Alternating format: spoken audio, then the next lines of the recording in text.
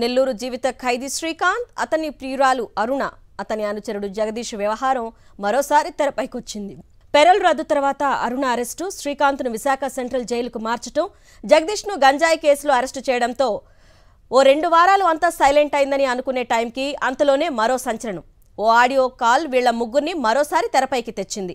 ప్రస్తుతం ఆ audio call viral అవుతోంది. జీవిత ఖైదీ శ్రీకాంత్ పెరోల్ విషయంలో సాక్షాత్తు రాష్ట్ర హోం మినిస్టర్తో సహా కూటమి ఎమ్మెల్యే కోటంరెడ్డి శ్రీధర్, సునీల్, మరికొందరు అధికారులు అడ్డంగా బుక్ అయిన విషయం తెలిసిందే.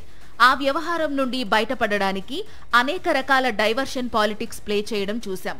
వ్యవహారం ఇప్పుడిప్పుడే సద్దుమణుగుతోందనే టైంలో శ్రీకాంత్, అతడి అనుచరుడు జగదీష్ మాట్లాడుకున్న ఆడియో కాల్ రికార్డు ఒకటి సోషల్ మీడియాలో వైరల్ గా మారింది. నెల్లూరు రూరల్ ఎమ్మెల్యేకి సన్నిహితుడు, అనుచరుడైన జీవిత ఖైదీ శ్రీకాంత్ కు జగదీష్ కు మధ్య నడిచిన కాల్ సంభాషణ ఇది.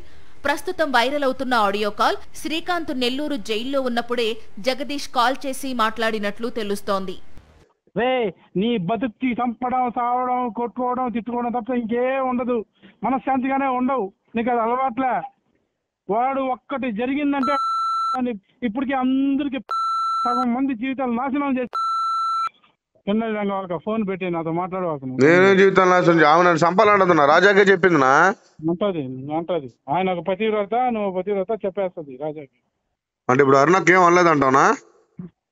రే, ఇప్పుడు నన్ను 100 అన్నారు, నేనేం అన్నా, నిన్ను 100 అన్నారు కదా, నీకేం చెయ్యాలంటే చేసుకో. జైల్లో ఉన్న శ్రీకాంత్ కు జగదీష్ కాల్ చేసినట్లు సమాచారం.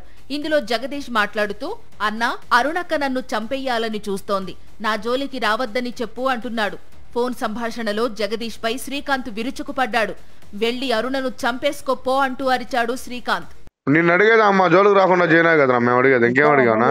ఆమె మీ జోలికి ఎత్తుకొని వస్తుంది ఉంది, మీరు అట్లయినా చేసుకోండి. ఆమె జోలికి నేను చెప్పలేను, మీరే ఆమె చంపేసేయండి, చూసుకోండి, తెలుసుకోండి, మీరే తెలుసుకోండి. ఎవరికి ఇంకొకసారి ఫోన్ నాకు కానీ, అమ్మాయికి కానీ, మా ఇంట్లో వాళ్ళకి కానీ, నాకు కానీ వచ్చింది అనుకో, తర్వాత బాగుండదు. మేము చేయమన్నా మా జోలికి మా ఫ్రెండ్ ఎత్తుకోబాకని చెప్పిన సార్, మేము ఆ జోలికి రాం. చంపేసేయండి రా. మేము చేయలేమనే కదనా, మాకు అంత ఆడుందనా? ఈ కాల్ సంభాషణ మొత్తం శ్రీకాంత్ పెరోల్ పై బయటకు రావడానికి 1 నెల రోజుల ముందు జరిగినట్లు తెలుస్తోంది. ఈ కాల్ తర్వాతే కూటమి సర్కార్ అండతో శ్రీకాంత్ పెరోల్ పై బయటకొచ్చాడు. శ్రీకాంత్ బయటకు రావడంతో జగదీష్ కు భయం పట్టుకుంది. ఇదే క్రమంలో శ్రీకాంత్ పెరోల్ వ్యవహారం లీక్ అవడం, శ్రీకాంత్ బయటకొచ్చిన 8 రోజుల తర్వాత పెరోల్ రద్దవడం, అతన్ని తిరిగి జైలుకు పంపించడం చకచకా జరిగిపోయాయి. మొత్తానికి తాజా ఆడియో టేప్తో ప్రజలు మరిచిపోయారనుకున్న పెరోల్ ఎపిసోడ్ మరోసారి తెరపైకొచ్చింది. పెరోల్ మంజూరుపై హోంమంత్రి అనిత చెప్పిన విచారణ ఇంకా జరుగుతూనే ఉందా? రిపోర్ట్ రాలేదా? వచ్చినా ఎక్కడ తమ ప్రభుత్వం ఇరకాటంలో పడుతుందోనని బయటపెట్టడం లేదా అనే ప్రశ్నలు మొదలయ్యాయి.